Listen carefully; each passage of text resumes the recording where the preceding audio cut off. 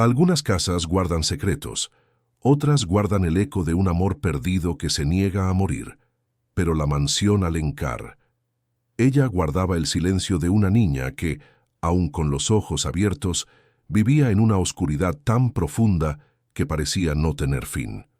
Un silencio tan pesado que asfixiaba el alma de cualquiera que osara cruzar su umbral. Y el eco de ese silencio era lo primero que Ana sintió, mucho antes de poner un pie en el mármol frío de la entrada. La mansión Alencar se erguía, imponente y melancólica, contra un cielo gris plomo que prometía lluvia, pero nunca la liberaba del todo. Sus altos muros de piedra pulida y las innumerables ventanas, que deberían reflejar la luz del sol, permanecían obstinadamente cerradas como párpados pesados de un gigante dormido.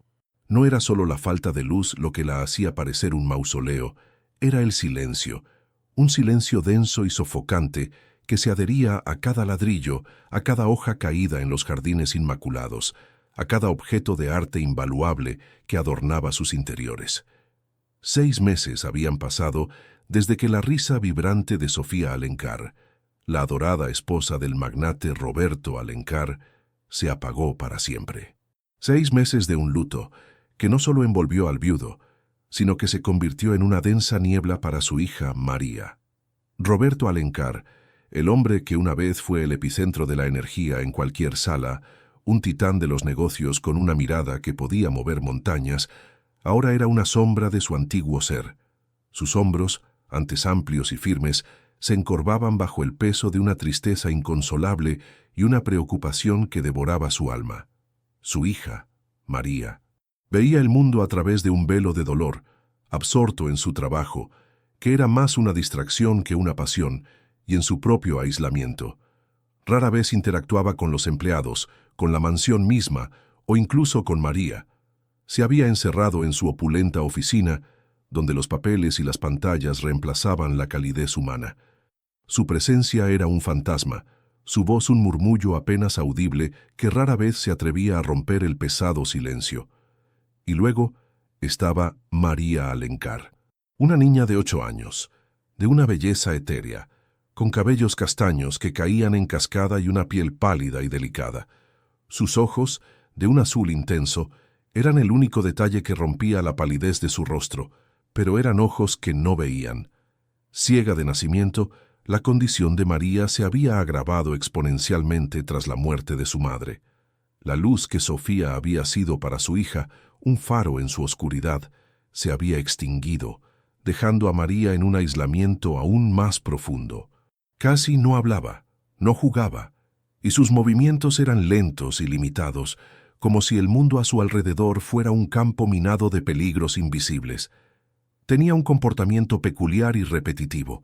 Se balanceaba suavemente hacia adelante y hacia atrás, una y otra vez, un movimiento rítmico que la calmaba, pero que para los observadores externos parecía la manifestación física de su dolor y su inmersión en su propio universo. Reaccionaba a los ruidos inesperados con un gemido contenido, un llanto sin lágrimas que partía el alma. En este escenario de desolación llegó Ana, una mujer de unos 30 y tantos años, con una mirada cansada pero decidida.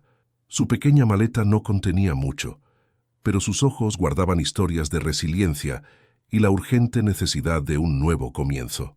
Ana no era ajena a las dificultades, quizás una pérdida reciente, la necesidad de mantener a su propia familia o la superación de un trauma personal la impulsaban. Su objetivo era simple y claro: trabajar duro, empezar de cero. Había sido contratada como todóloga, limpiadora, cocinera y, si era necesario, auxiliar de Sonia, la niñera principal de María, quien, según los rumores entre el personal, estaba al borde del colapso por el agotador trabajo de cuidar a la niña. El coche de Ana se detuvo frente a la imponente entrada de la mansión Alencar. Suspiró, una mezcla de nerviosismo y determinación. La grandiosidad del lugar la intimidaba, pero la necesidad era mayor que el miedo. Al bajar, el aire la recibió con un frío que no era solo del ambiente, sino que parecía emanar de la propia casa, una vibración de tristeza palpable. Al llamar a la puerta, el sonido del timbre se perdió en la inmensidad del silencio. como una pequeña piedra lanzada en un pozo sin fondo. Fue Marta, la gobernanta de toda la vida de la mansión, quien le abrió la puerta. Una mujer de 50 y tantos, con un rostro cincelado por la experiencia y una expresión permanentemente desconfiada. Sus ojos, pequeños y penetrantes, evaluaron a Ana de arriba abajo, como si intentara encontrar el más mínimo defecto. «Usted es Ana, ¿verdad? La nueva empleada», dijo Marta con una voz seca y sin calidez. «Pase. Las reglas de esta casa son claras: eficiencia, discreción y, sobre todo, silencio. El señor Roberto valora la tranquilidad». Ana asintió, sintiendo el peso de las expectativas. Marta la condujo por los vastos pasillos, donde cada paso de Ana resonaba con una claridad inusual. El lujo era abrumador. Alfombras persas que amortiguaban los pasos, esculturas de mármol que parecían respirar, cuadros de valor incalculable que colgaban de las paredes. Pero este lujo no se traducía en calidez humana. Cada sala, cada rincón, estaba impregnado de una opresión silenciosa, una melancolía que se había solidificado en el ambiente. Mientras Marta le mostraba la cocina y las áreas de servicio, Ana escuchó fragmentos de conversaciones entre otros empleados. «Pobre niña, desde que la señora Sofía se fue está peor. Los médicos dicen que no hay nada que hacer. El señor Roberto no sale de su oficina. Es una casa maldita. Es un alma perdida esa niña. Necesita un milagro». Las palabras flotaban en el aire, reforzando la sensación de desesperanza que ya había percibido. Su primer día transcurrió entre la limpieza de los interminables pasillos y la organización de la cocina. Ana trabajaba con diligencia, pero su mente estaba en María.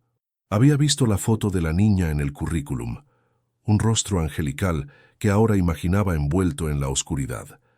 Al caer la tarde, mientras Ana limpiaba el vasto salón principal, el sol se filtraba tímidamente por una ventana, formando un halo pálido sobre un rincón. Fue entonces cuando lo escuchó, un suave sonido rítmico, como un leve balanceo. Se giró. Allí estaba María, sentada en el suelo de espaldas a la ventana que daba al jardín, su pequeño cuerpo balanceándose con ese ritmo constante. Tenía un oso de peluche viejo y deshilachado aferrado a sus manos. Sus ojos azules, aunque abiertos, no enfocaban nada, perdidos en su propio mundo. Sonia, la niñera principal, una mujer de aspecto agotado y ojos hundidos, se acercó a Ana al verla. «No la moleste», susurró Sonia con una voz áspera. «No le gustan los extraños. Y no intente hablarle, apenas responde. Es inútil». Sonia parecía haber renunciado hacía mucho tiempo, pero Ana sintió una punzada de algo diferente, algo más profundo que la simple curiosidad, una empatía instintiva. Ignorando a Sonia, se acercó con cautela, manteniéndose a una distancia respetuosa. Se agachó para estar a la altura de la niña. Su voz, suave y dulce, rompió el silencio de la tarde. «Hola, María. Mi nombre es Ana», dijo con una calma que parecía ajena a la tensión del ambiente. María no reaccionó. Sus ojos vacíos, fijos en un punto invisible, no se volvieron hacia Ana.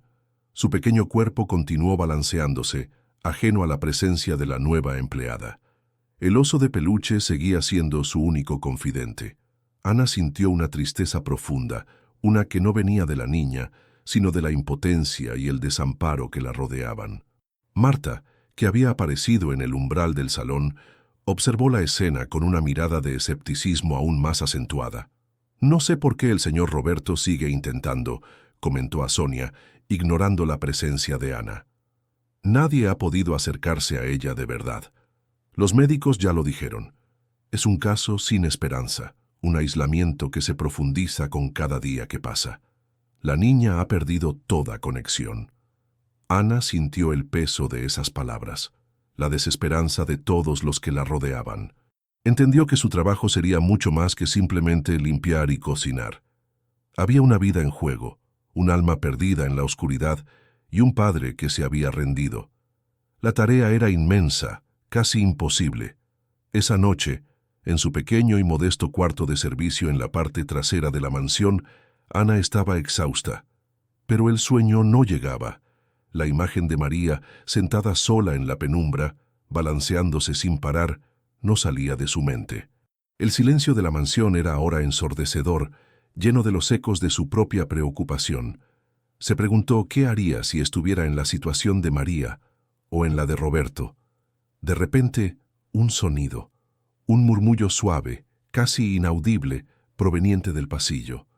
Era un llanto ahogado, no un llanto ruidoso, sino uno que se esforzaba por no ser escuchado, como si la niña no tuviera permiso ni siquiera para desahogar su dolor. Ana se incorporó de golpe, el corazón latiéndole con fuerza. Se levantó de la cama y abrió la puerta con cautela. Allí, en el tenue resplandor de una luz de emergencia, estaba María. Estaba de pie, pero su cuerpo temblaba ligeramente y sus pequeñas manos se movían torpemente, tanteando la pared con la punta de los dedos, intentando encontrar un apoyo o una dirección. Su rostro estaba mojado de lágrimas, pero no emitía ningún sollozo audible. Era un ruido gutural y silencioso, como si estuviera atrapada en su propia oscuridad, incapaz de pedir ayuda, incluso para llorar. Ana sintió un escalofrío que le recorrió la espalda. Era como si la niña estuviera experimentando una profunda angustia sin poder comunicarla, una soledad palpable. En ese momento, Ana supo que no podía quedarse de brazos cruzados. Algo tenía que hacer. Si esta historia ya te atrapó y te conmovió, es hora de unirse a la emoción.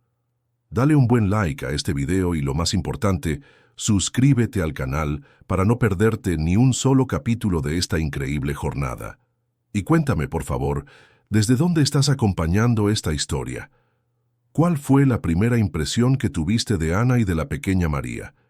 Quiero leer todos sus comentarios. Vamos a desentrañar este misterio juntos. El gemido ahogado de María en el pasillo fue como una aguja en el corazón del silencio de la mansión. Ana, de pie en el umbral de su puerta, sintió cómo la quietud de la noche se rompía no con un estruendo, sino con el peso de una angustia inaudible. Se acercó despacio, sus pies descalzos apenas susurrando sobre la madera pulida. No dijo nada. En lugar de eso, comenzó a tararear una melodía suave, una vieja canción de cuna que su abuela le cantaba. María se detuvo. Su cuerpo tembloroso se quedó inmóvil, su cabeza ladeada, escuchando. Ana no la tocó. Simplemente se arrodilló a una distancia prudencial y extendió su mano con la palma hacia arriba, en un gesto de ofrenda silenciosa. Después de un largo momento, la pequeña mano de María descendió y rozó la de Ana, un contacto tan ligero como el ala de una mariposa, antes de que la niña se diera la vuelta y se dejara guiar de regreso a su habitación. Fue la primera conexión, un puente construido con una melodía y un toque de confianza en medio de la desolación. A partir de esa noche, Ana comenzó a observar a María no como un problema que resolver, sino como un universo por descubrir. Notó que la niña, aunque vivía en una oscuridad visual, era increíblemente sensible a otros estímulos, pero de una forma desorganizada, casi temerosa. El mundo para ella parecía ser una cacofonía de sensaciones amenazantes. Así que Ana decidió cambiar las reglas del juego. En lugar de hablarle en un tono normal, le susurraba cerca, permitiendo que la vibración de su voz fuera una caricia. Descubrió que a María le asustaban los ruidos metálicos y agudos, como el tintineo de los cubiertos, pero se sentía atraída por los sonidos orgánicos y graves, el crujido de la madera, el murmullo del viento entre los árboles, el latido de un corazón. Las pequeñas victorias comenzaron a acumularse. Un día, mientras Ana preparaba la comida en la cocina, decidió hornear pan. El aroma cálido y dulce de la levadura se extendió por la planta baja, una fragancia de hogar que la mansión había olvidado hacía mucho tiempo. María, que estaba sentada en su rincón habitual del salón, levantó la cabeza. Su pequeña nariz se arrugó, olfateando el aire.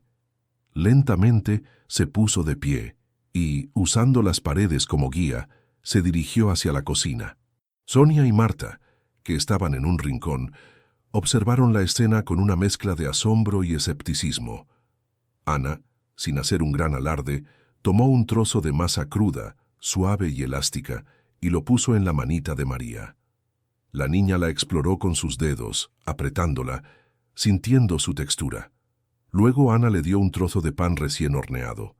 María lo acercó a su rostro, inhaló su calor y por primera vez en semanas comió algo con aparente interés. Fue un gesto minúsculo para el mundo, pero un terremoto de esperanza en la mansión Alencar. Sin embargo, estos avances no fueron bien recibidos por todos. Marta, la gobernanta, veía las atenciones de Ana como una peligrosa desviación de sus deberes. Una tarde la confrontó en el pasillo. Su trabajo es limpiar la plata y asegurarse de que los suelos brillen, no jugar a ser la terapeuta de la niña, le espetó con su voz cortante. No le dé falsas esperanzas al señor Roberto ni a ella. Ya ha habido suficientes decepciones en esta casa. Sonia, por su parte, sentía una punzada de celos y resentimiento. Cada pequeño progreso de María con Ana era un recordatorio de su propio fracaso. Empezó a hacer comentarios sarcásticos, a minar la confianza de Ana, diciendo que estaba malcriando a la niña, volviéndola dependiente de ella. Pero Ana, curtida por las dificultades de su propio pasado, había aprendido a distinguir entre la crítica constructiva y la amargura. Siguió su instinto, convencida de que estaba en el camino correcto. Mientras tanto, en la penumbra de su oficina, Roberto Alencar había comenzado a notar los cambios. No eran evidentes. No había risas estruendosas ni conversaciones animadas. Era algo más sutil, la ausencia del pesado silencio. A veces, mientras firmaba documentos, escuchaba el suave tarareo de Ana mezclado con el sonido de unos pequeños pies arrastrándose con un poco más de propósito.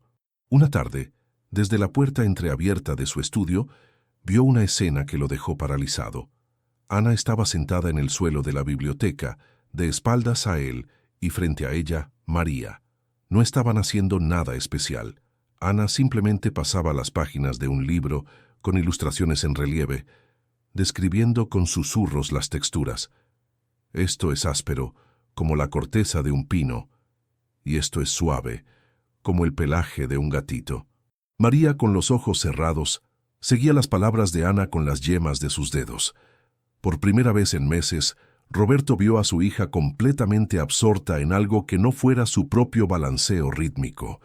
Una curiosidad dolorosa se apoderó de él, una chispa de interés en la mujer que parecía estar logrando lo que ejércitos de especialistas no habían conseguido. La verdadera revelación, sin embargo, llegó de la manera más inesperada. Una mañana, mientras Ana realizaba una limpieza profunda en la habitación de María, un cuarto que, a pesar de su lujo, se sentía desolado y sin vida, decidió organizar un viejo armario de caoba que nadie había tocado en años. En el fondo, detrás de unas sábanas que olían a lavanda y a tiempo, encontró un pequeño baúl de madera, cerrado con un broche oxidado. No era grande, pero parecía pesado, cargado de memorias. Con el corazón latiéndole con fuerza, lo llevó a la luz. Al abrirlo, un aroma a perfume antiguo y papel viejo la envolvió. Dentro, encontró tesoros de una vida pasada. Fotos de una Sofía radiante, sonriendo a la cámara, un par de guantes de seda, un collar de perlas, y debajo de todo, un diario encuadernado en cuero azul. El nombre Sofía estaba grabado en letras doradas en la portada. Ana sabía que estaba cruzando una línea, que estaba invadiendo una intimidad sagrada, pero una fuerza mayor la impulsó a abrirlo. Sus ojos se deslizaron por las páginas, escritas con una caligrafía elegante y apasionada. Leyó sobre el amor de Sofía por Roberto, sobre sus esperanzas para la mansión, pero sobre todo, leyó sobre su dolor y su lucha por María. Los doctores hablan de oscuridad, de conexiones neuronales que nunca se formaron, escribía Sofía. Pero yo sé que mi hija ve, no con sus ojos, sino con su alma. Roberto, en su desesperación, solo confía en la ciencia, en lo tangible. Me ha prohibido seguir con lo que él llama fantasías, pero no me rendiré. En una de las últimas entradas, encontró lo que buscaba. He creado algo para ella, un objeto para que pueda tocar los colores y escuchar las formas. Lo llamo mi orbe sensorial. Es nuestra pequeña clave secreta para el mundo. Si algo me pasara, lo he guardado donde los sueños de mi niña se guardan, para que siempre pueda encontrar el camino de vuelta a la luz. Donde los sueños de mi niña se guardan. Las palabras resonaron en la mente de Ana. Miró alrededor del cuarto. Los ojos se le posaron en un viejo arcón de juguetes, pintado con lunas y estrellas descoloridas, al pie de la cama de María. Se arrodilló y levantó la pesada tapa. Dentro había muñecas de porcelana con vestidos polvorientos y bloques de madera gastados. Rebuscó entre los viejos juguetes, sintiendo una creciente decepción. No había nada. Estaba a punto de cerrar el arcón cuando sus dedos rozaron algo duro y plano en el fondo. Tiró de la tela que lo cubría y descubrió un compartimento secreto, una base falsa. Con el aliento contenido, la levantó. Allí, envuelto en un pañuelo de seda carmesí, descansaba un objeto. No era una simple esfera, era una construcción intrincada de madera, metal liso y cristal texturizado, con pequeñas protuberancias y hendiduras que invitaban al tacto. Era hermoso y extraño a la vez. Cuando Ana lo tomó en sus manos, sintiendo su peso inesperado, una leve vibración recorrió sus dedos y un sonido casi imperceptible, como un tenue tintineo interno, llegó a sus oídos. Tenía en sus manos el secreto de Sofía. El objeto que Ana sostenía en sus manos era una maravilla de ingenio y amor materno. No era simplemente un juguete, sino una intrincada esfera de aproximadamente 10 centímetros de diámetro, construida con diferentes materiales. Una sección era de madera pulida y lisa, otra de metal frío y texturizado con finas ranuras, y una tercera de cristal esmerilado que ofrecía una superficie rugosa al tacto. Pequeños orificios estratégicamente colocados permitían que, al agitarlo, un delicado tintineo como el de campanillas de viento miniaturizadas emanara de su interior. Era el orbe sensorial de Sofía, una creación pensada para que María pudiera sentir y escuchar la complejidad del mundo. Con una curiosidad reverente, Ana notó que una de las secciones de madera tenía una pequeña hendidura. Al presionarla suavemente, una diminuta tapa se deslizó, revelando un compartimento oculto. Dentro, encontró un pequeño pergamino enrollado, atado con un hilo de seda. Desenvolvió el pergamino con sumo cuidado. Era una nota, escrita con la misma caligrafía de Sofía. Para mi María, que ve con sus manos y oye con su alma. Este orbe es mi manera de mostrarte los colores del mundo, más allá de lo que los ojos pueden percibir. Que su tacto sea tu vista y su melodía tu guía. Siempre te amaré, mi pequeña vidente de corazón. El mensaje, un testamento de amor y esperanza, conmovió a Ana hasta lo más profundo. Era la pieza del rompecabezas que le faltaba, la clave para desbloquear el universo de María. Ana llevó el orbe al salón, donde María, ajena a todo, seguía su rítmico balanceo. Se sentó en el suelo frente a la niña y con una calma inquebrantable comenzó a manipular el objeto. Lo agitó suavemente, produciendo el tintineo melódico. María detuvo su balanceo. Su cabeza se inclinó, escuchando. Luego, Ana comenzó a describir las texturas del orbe, con una voz suave, como si estuviera pintando un cuadro con palabras y sensaciones. Esto es suave como la seda, María, igual que el pelo de un gatito. Siente, dijo, guiando la mano de María hacia la sección de madera pulida. La niña, con reticencia inicial, permitió que Ana la guiara. Sus pequeños dedos exploraron la superficie y una chispa, apenas perceptible, brilló en su rostro. Y esto es áspero, como la corteza de un viejo árbol, lleno de secretos, continuó Ana, moviendo los dedos de María a la sección de cristal. María se concentró. Su respiración se hizo más lenta. Los días siguientes se convirtieron en una danza de descubrimiento. Ana y María pasaban horas con el orbe. Ana le enseñaba a María a ver el mundo a través de sus otras percepciones, a usar el tacto y el oído como sus ventanas a la realidad. Le describía el color rojo como el calor del sol en la piel y el sabor de una fresa, el azul como la frescura del agua y el sonido de las olas. No eran descripciones literales, sino evocaciones sensoriales que María podía asimilar. La niña comenzó a responder. Sus pequeños dedos se volvieron más curiosos, sus movimientos menos rígidos. El orbe se convirtió en una extensión de ella misma, una herramienta que la conectaba con el mundo exterior. El tintineo de las campanillas se volvió su banda sonora, su guía en la oscuridad. Roberto Alencar, desde la discreción de su oficina, oía los tenues tintineos del orbe y los suaves murmullos de Ana. El silencio opresivo de la mansión estaba siendo reemplazado por sonidos de vida, por la melodía de una nueva esperanza. Una tarde, incapaz de contener su curiosidad, salió de su estudio. Observó a Ana y a María en el jardín, sentadas bajo la sombra de un viejo roble. María, con el orbe en sus manos, no se balanceaba. En cambio, con los ojos cerrados, movía el orbe con un ritmo pausado. Sus labios formaban pequeñas palabras que nadie podía entender, pero que para Ana eran el inicio de un lenguaje propio. Roberto vio a su hija reír. Una risa suave, contenida, pero inequívocamente una risa. Era la primera vez que la escuchaba desde la muerte de Sofía. El corazón de Roberto se encogió. El orbe. Recordaba vagamente la idea de Sofía, una de sus fantasías artísticas que él, sumido en su pragmatismo y el dolor de la ceguera de su hija, había desestimado como inútil. La culpa lo asaltó, una punzada aguda y lacerante. Se había negado a ver la profundidad de la conexión de Sofía con María, su fe inquebrantable en una visión más allá de lo evidente. Esa noche, Roberto convocó a Ana a su estudio. Era la primera vez que hablaban cara a cara. Su voz, aunque todavía un poco ronca por el desuso emocional, no tenía el tono distante de antes. «Ana», comenzó, «he notado cambios en María, cambios significativos, y he visto ese objeto. El orbe. ¿Qué es?» Ana, con una calma que la sorprendió a sí misma, le explicó todo. Le habló del diario de Sofía, de las esperanzas de su esposa, de cómo el orbe era una extensión de la visión de Sofía para su hija.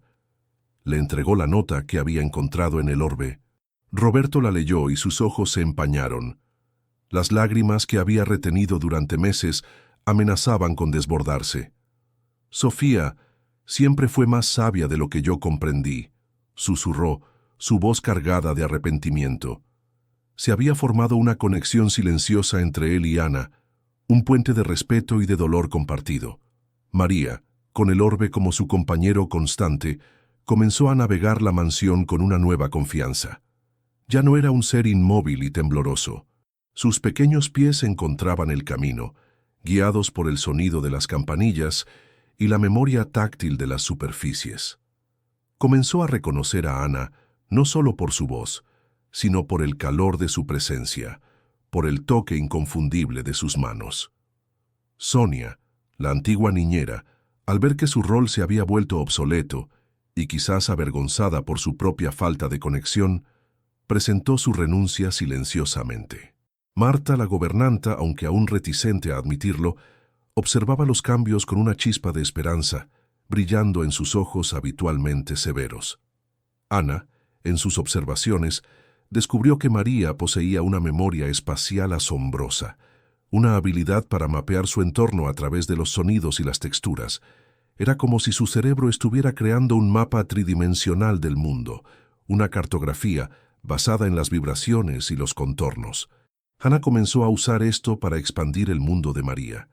Le creaba mapas táctiles de la mansión, con diferentes alfombras para las salas, texturas en las paredes para los pasillos y campanas de viento en las esquinas para indicar direcciones. Un día, mientras María jugaba con el orbe cerca de la gran ventana que daba al jardín, el mismo lugar donde Ana la había visto por primera vez, la empleada notó algo peculiar. María no solo se balanceaba, sus movimientos tenían un ritmo, una fluidez que recordaba algo que Ana había visto antes. No era el balanceo repetitivo de la angustia, sino algo más deliberado, casi artístico. Ana recordó que Sofía había sido una pintora talentosa, una artista que había llenado los muros de la mansión con sus obras vibrantes y llenas de vida. Muchos de sus cuadros, sin embargo, habían sido retirados después de su muerte, almacenados en alguna parte, salvo unos pocos que Roberto había permitido que quedaran en su estudio.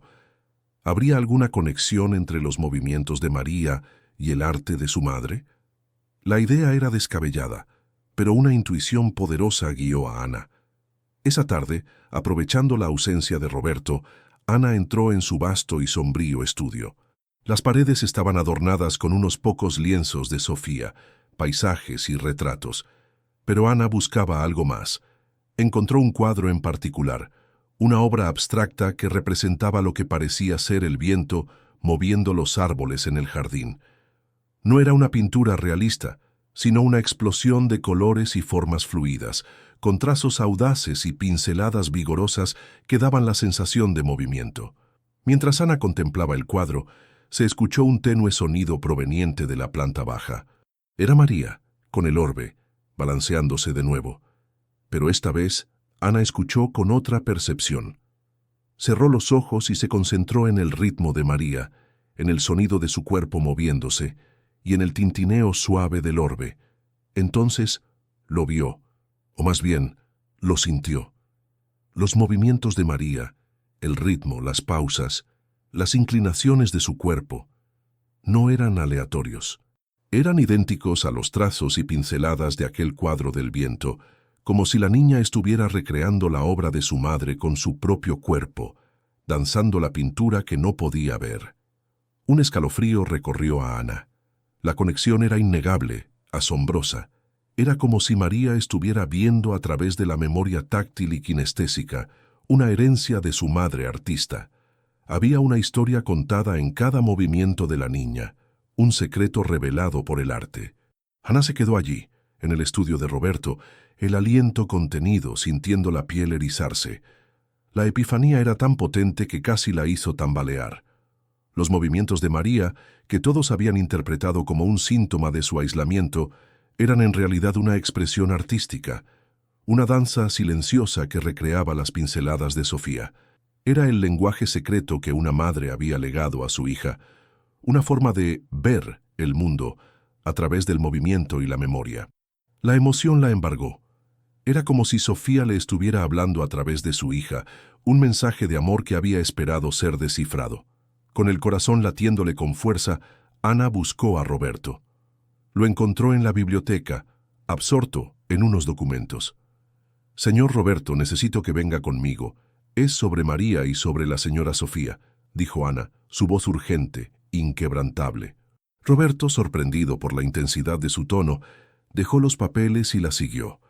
La curiosidad teñida de una preocupación que ahora era más genuina que distante. En el estudio, Ana guió a Roberto hasta el cuadro del viento. «Observe este cuadro, señor», le pidió Ana, su dedo señalando los trazos fluidos y los remolinos de color.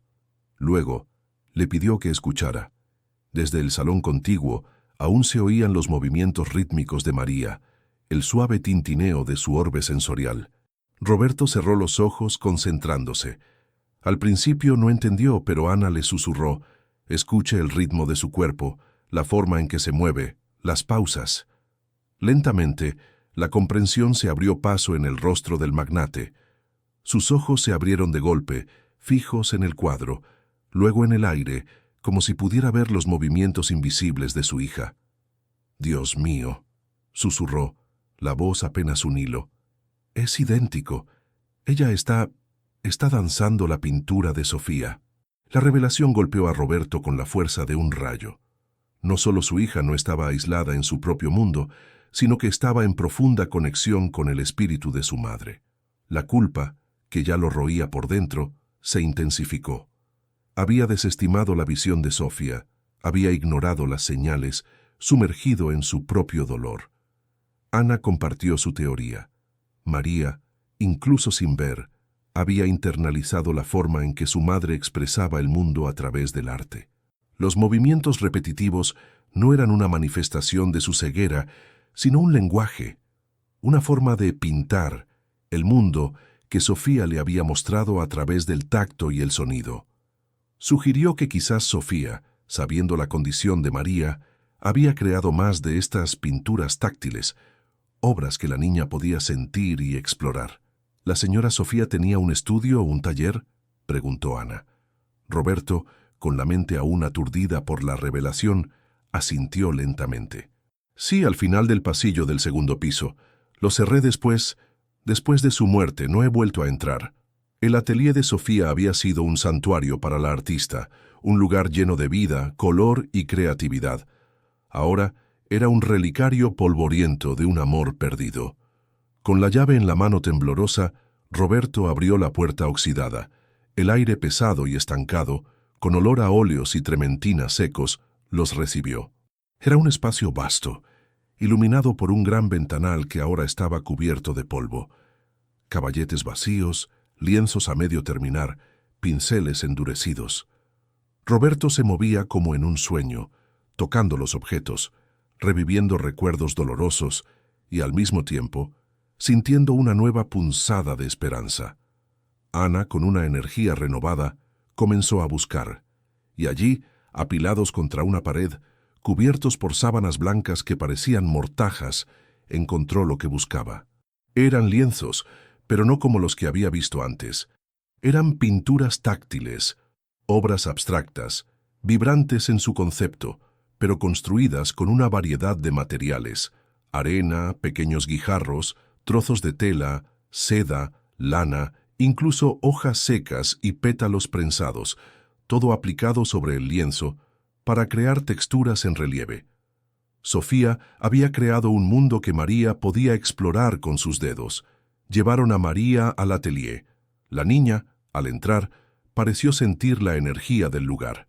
Conducida por Ana, sus dedos rozaron el primer lienzo táctil. Sus pequeños ojos, que no veían, se abrieron de par en par, y un asombro genuino se apoderó de su rostro. Deslizó sus manos sobre las diferentes texturas, sintiendo la aspereza de la arena, la suavidad de la seda, el relieve de las hojas. Un sonido entre un suspiro y un gemido de pura alegría escapó de sus labios. Era como si el mundo se hubiera abierto ante ella, revelando una belleza que solo sus dedos podían descifrar. Por primera vez en meses, María rió a carcajadas, una risa clara y melodiosa que llenó el atelier, disipando las sombras del luto. Roberto se quebró, se sentó en una silla, las lágrimas corriendo libremente por su rostro. La culpa de haber ignorado las profundas intuiciones de Sofía, de haber sumido a su hija en una oscuridad más profunda por su propia ceguera emocional, era abrumadora. Pero junto con la culpa, crecía un torbellino de amor y admiración por Ana, la mujer que, sin conocer a Sofía, había desentrañado su legado. «Gracias, Ana», susurró, su voz rota por la emoción.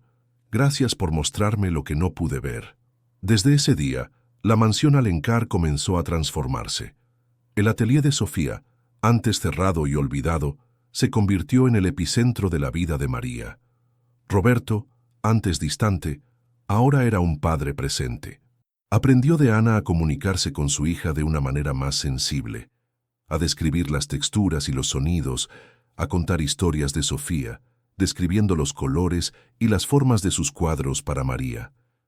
Pasaban tardes enteras en el atelier, explorando los lienzos táctiles, reviviendo el espíritu de Sofía a través de su arte.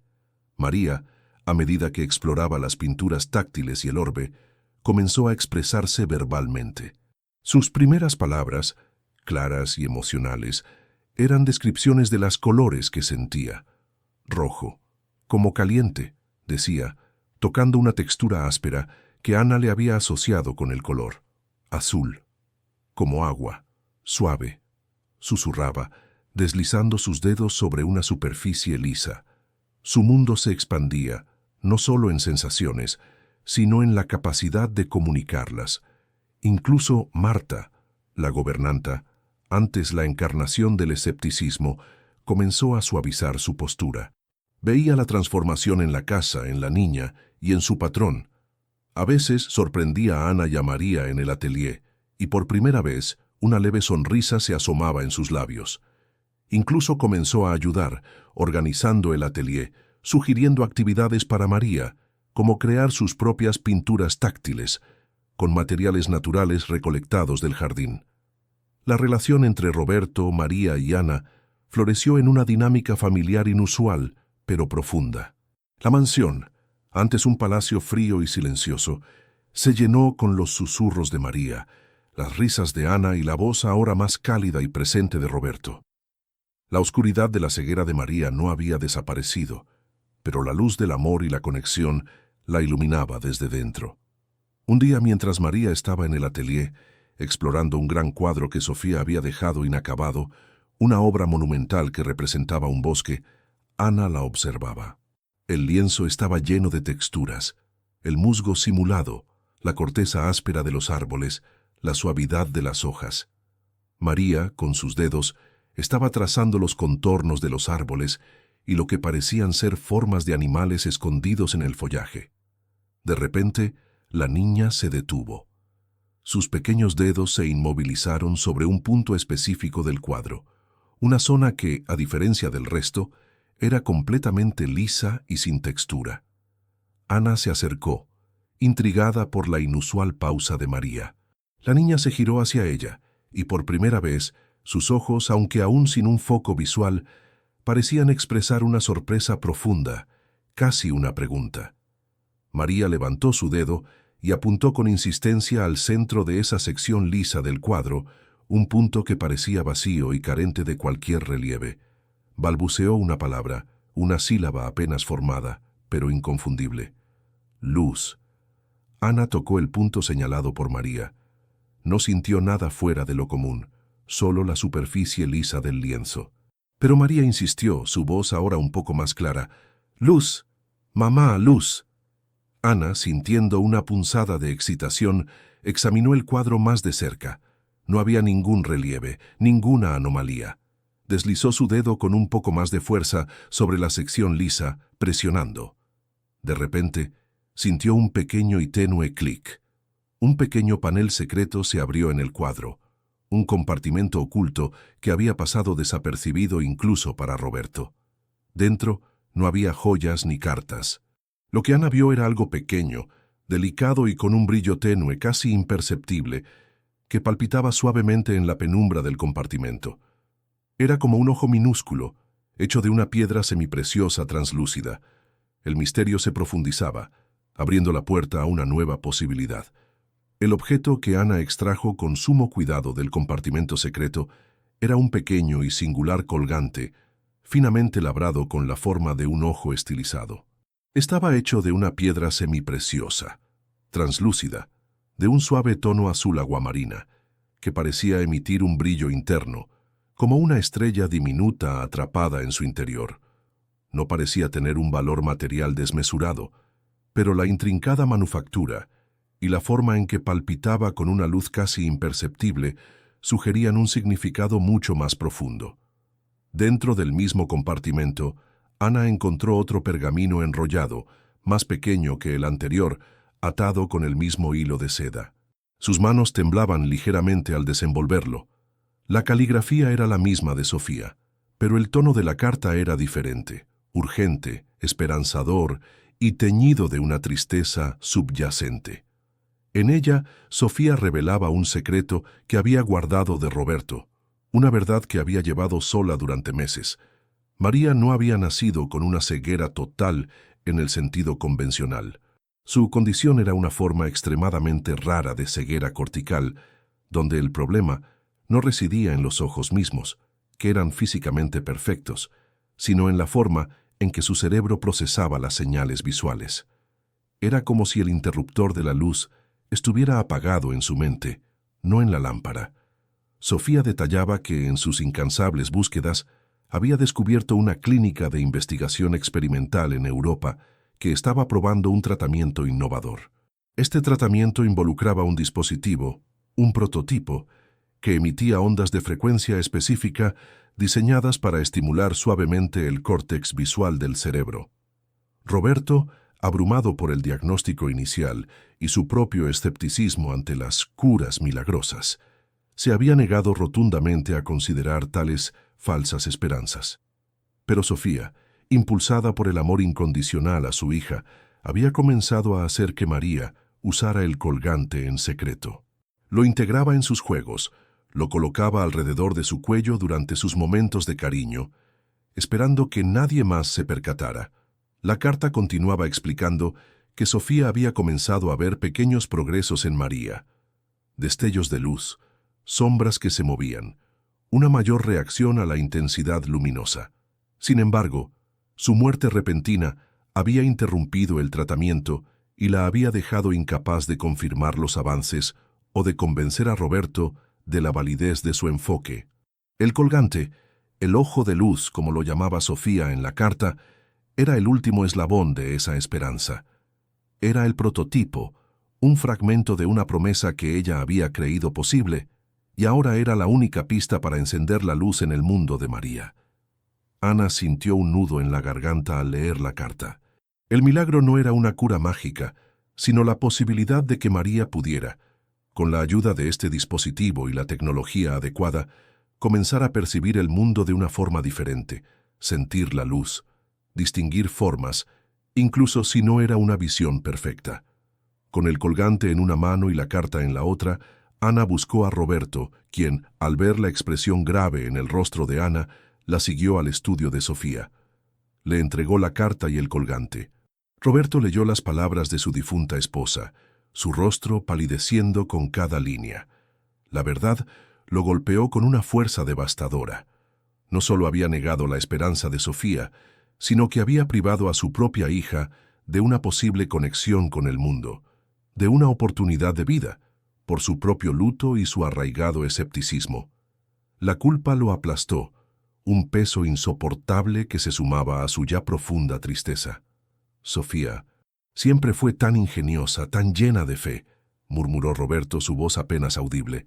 Yo fui un necio. Estaba tan ciego como mi propia hija, sumergido en mi dolor, que no pude ver la luz que ella intentaba encender.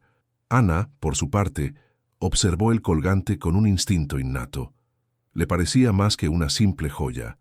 Recordó haber visto un pequeño laboratorio o taller dentro del atelier de Sofía, lleno de extraños artefactos, cables finos y herramientas delicadas. «Señor Roberto», dijo con determinación, «creo que este colgante es más que un simple adorno. Sofía menciona que era un dispositivo experimental, y en la carta dice que lo activaba con algo.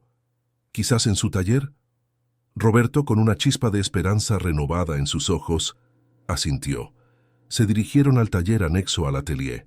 Era un espacio más pequeño, lleno de mesas de trabajo cubiertas con herramientas de precisión, pequeños componentes electrónicos y esquemas complejos que Sofía, con su mente creativa y su determinación, había intentado entender.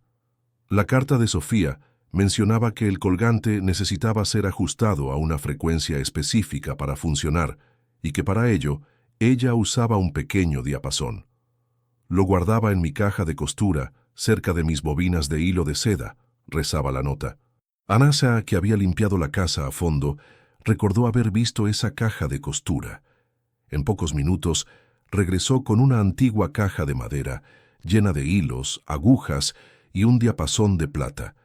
Con el corazón en un puño, los tres, Roberto, Ana y Marta, quien ahora se había unido a la misión con una seriedad que revelaba su propia esperanza, se reunieron alrededor de una mesa en el taller. Roberto, con manos temblorosas, examinó el colgante. Siguiendo un diagrama rudimentario que Sofía había dibujado en la carta, encontró una pequeña ranura donde el diapasón podía encajar. Con la punta del diapasón, Roberto activó un diminuto botón en el costado del colgante. Una luz casi imperceptible, apenas un resplandor, comenzó a pulsar en su interior. Luego, usando el diapasón para calibrar, siguió las instrucciones de Sofía para ajustar la frecuencia. Cada clic era un pulso de esperanza. María estaba dormida en el sofá de la sala de estar, exhausta por las emociones del día. Con extrema delicadeza, Ana colocó el colgante alrededor del cuello de la niña. La piedra azul aguamarina descansaba sobre su pecho, emitiendo su tenue brillo. Los tres adultos se quedaron en silencio, el aliento contenido, los ojos fijos en María. Al principio no ocurrió nada. Un silencio tenso y expectante llenó la habitación. Los segundos se estiraron, volviéndose eternos. Roberto, con el rostro contraído, comenzaba a sentir que la esperanza se desvanecía. Entonces, María abrió los ojos, pestañeó, 1, 2, 3 veces, y luego un sonido, no un llanto, sino un pequeño y suave «ah», un gemido de asombro puro. Ella levantó una pequeña mano temblorosa y la apuntó hacia la ventana, donde los últimos rayos del sol se filtraban tenuemente. «Luz», susurró, su voz apenas un hilo, pero inconfundiblemente clara. «Luz, mamá». Ana se acercó, las lágrimas nublándole la vista. En su mano sostenía una pequeña vela encendida que había traído como un instinto. María movió la cabeza en la dirección de la llama. Sus ojos, aunque aún no veían con claridad, parecían percibir la diferencia entre la oscuridad y el brillo titilante. No era una visión perfecta, pero estaba viendo sombras, destellos, el contorno de la luz. Roberto cayó de rodillas, las lágrimas brotando incontrolablemente por su rostro. «Sofía, tenías razón. Oh, Sofía». Apenas unas horas después, Roberto llamó a la doctora Elena Ríos, la especialista mencionada en la carta de Sofía, una eminencia en neurología pediátrica. La doctora, que recordaba el caso de María y la persistencia de Sofía, viajó de inmediato a la mansión Alencar. Tras una serie de exhaustivas pruebas, confirmaron la increíble noticia. María, gracias al prototipo de Sofía y su persistencia, había comenzado a desarrollar flashes de percepción lumínica. El tratamiento experimental de Sofía, aunque rudimentario, había estimulado el córtex visual de María. La doctora Ríos explicó que, con la tecnología actual y el colgante, que ahora podía ser aprimorado y optimizado, María no recuperaría una visión perfecta en el sentido común, pero podría desarrollar una visión funcional. Esto significaba que, aunque no vería con la nitidez de otros, sería capaz de diferenciar formas, luces, movimientos y colores primarios. Que era, en palabras de la doctora, un milagro de una nueva forma. Una nueva conexión neuronal había sido forjada, una ventana se había abierto en la mente de María. Roberto estaba transformado. Su dolor se mezcló con una alegría avasalladora y un sentimiento de gratitud infinita, no solo hacia Sofía, sino hacia Ana, la mujer que había sido el instrumento de este renacimiento. De vuelta en la mansión, que ahora parecía irradiar una luz diferente, Roberto llamó a Ana para una conversación privada en el mismo estudio donde tantas decisiones equivocadas se habían tomado. Con los ojos todavía enrojecidos, pero ahora brillando con una esperanza inquebrantable, Roberto se puso de pie frente a ella. Extendió la mano, sosteniendo un sobre. «Ana», comenzó, su voz profunda y sincera, «usted no solo trajo la luz a mi hija, sino que también iluminó mi vida.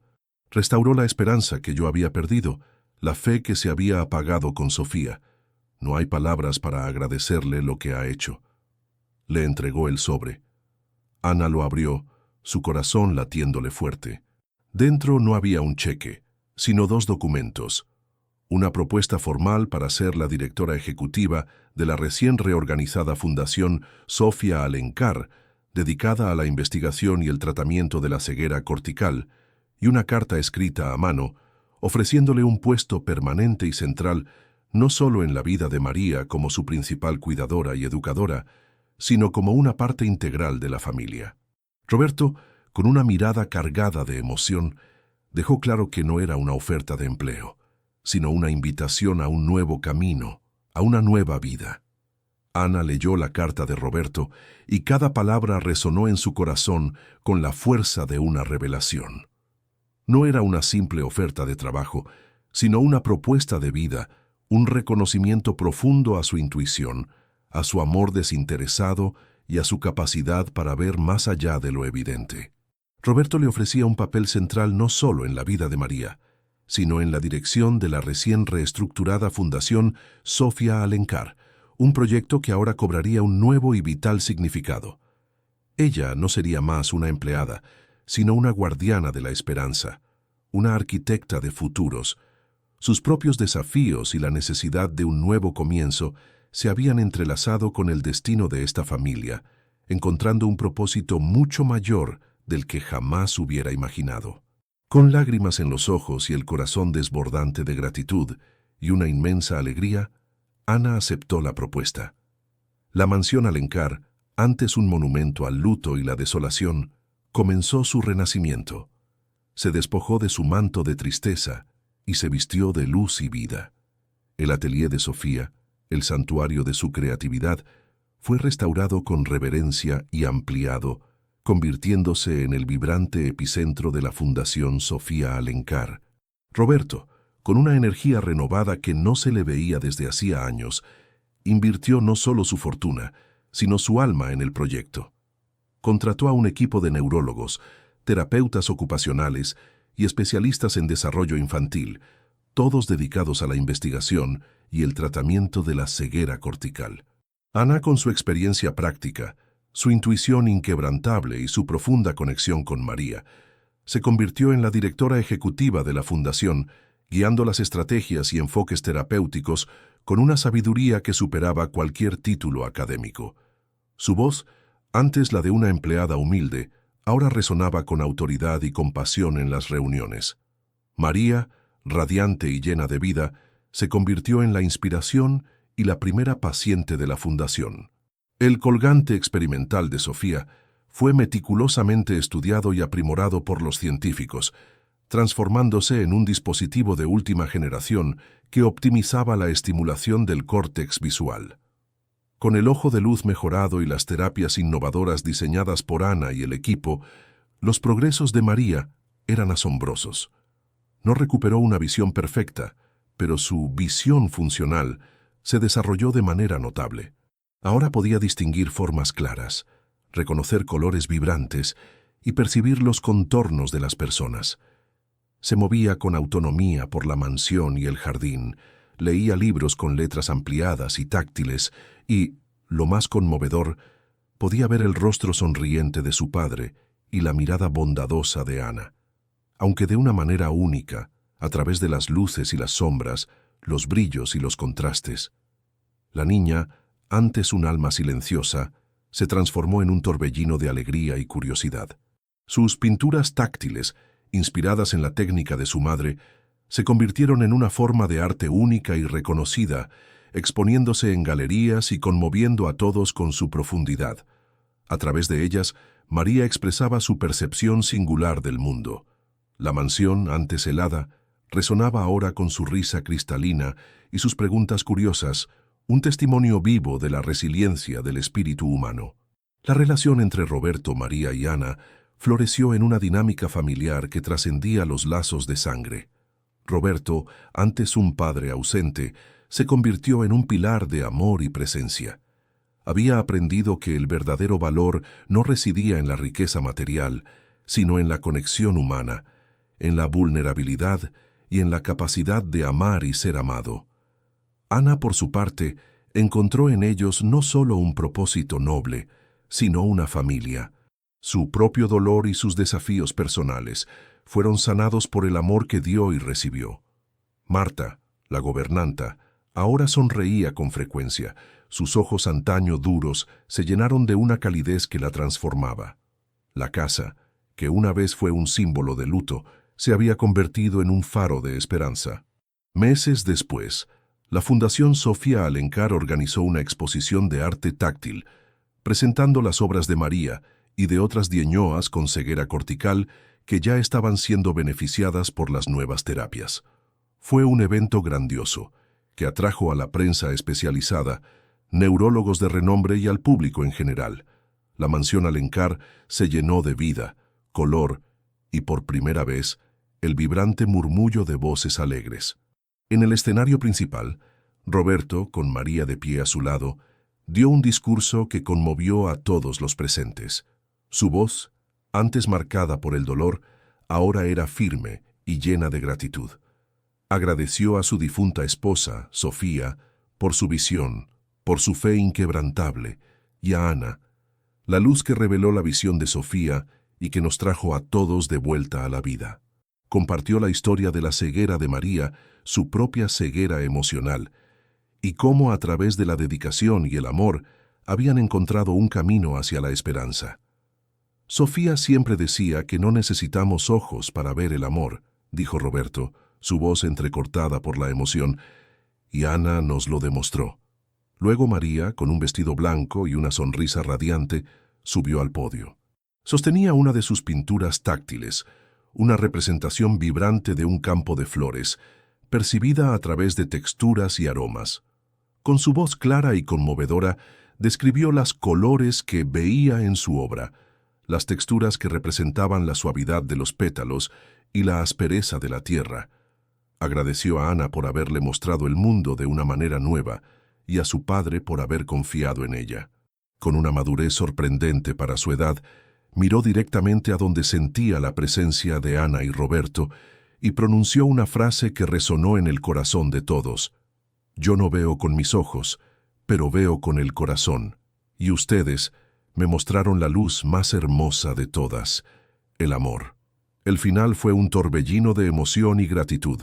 La mansión Alencar, en lugar de ser el mausoleo del pasado, se había convertido en el crisol de un futuro radiante. En la escena final, Ana, Roberto y María paseaban por el jardín, que ahora estaba exuberante, florido y vibrante, lleno de los sonidos de la naturaleza y las risas de la niña. María corría libremente, sus movimientos seguros y alegres, guiada por los sonidos, las formas y los destellos que ahora percibía. Jugaba, reía y abrazaba a Ana y a Roberto con una ternura infinita. Roberto, con una sonrisa serena, tomó la mano de Ana. No había necesidad de palabras, ni de una declaración grandilocuente de romance. Entre ellos existía una conexión más profunda, un respeto mutuo, una gratitud inmensa y un amor familiar forjado en la adversidad y la esperanza compartida. Se habían convertido en una unidad, una familia construida sobre los cimientos de la compasión y la redención. La historia concluye con la imagen de María, su rostro angelical bañado por la cálida luz del sol, levantando sus manos para sentir la brisa y las formas del cielo. Sus ojos, aunque especiales, ahora brillaban con una luz interior, una prueba viva de que, aunque el sufrimiento y la pérdida pueden ser profundos, la dedicación, el amor inquebrantable y la fuerza interior pueden llevar a una nueva vida, llena de infinitas posibilidades y una felicidad renovada para todos los involucrados. La mansión Alencar, que una vez fue el símbolo del luto, se erguía ahora como un faro resplandeciente de esperanza y milagros cotidianos. Esta conmovedora historia llega a su fin, demostrando que el amor es la luz más poderosa que puede disipar cualquier oscuridad. La travesía de Ana, María y Roberto nos enseña que la esperanza nunca debe perderse. Gracias por acompañarnos en esta inolvidable jornada.